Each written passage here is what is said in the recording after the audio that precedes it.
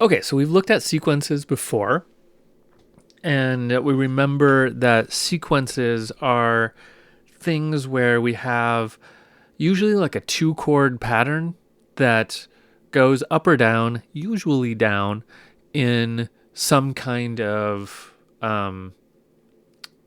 series, right? So we might have like a 5-1 and then a 5-1 again, but or let me say that again. We have like a 5-1 and then a 4-7 and then a 3-6. That's like 5-1 5-1 5-1, but going down in chunks.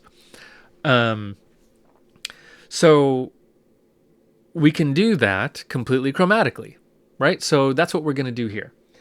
We're going to do a descending fifth sequence, but we're going to cheat a little bit. It's not really cheating, and we're going to make it totally a chromatic sequence.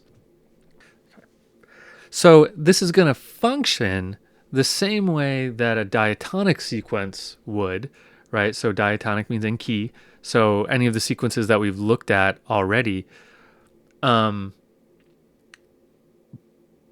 it's just going to be a little more colorful, right? Because all of that chromatic stuff that we're going to put into this is going to give it an extra kind of flair and extra color to it. It's just going to be different than a diatonic sequence, right? And composers of the day would argue much more interesting. And I would argue much more interesting as well. As we try to analyze it, you'll find that it's also much more interesting because it's going to be kind of a little bit trickier to analyze. But we can usually do it with our of using secondary dominants. Usually what we find in these is a whole bunch of secondary dominants that pulls us out of key, but eventually lands us back in key. That's the point of a sequence, is to take us on a little journey. Okay, so I have here a really good example of this. So let's go to a new video and let's dive into this little analysis.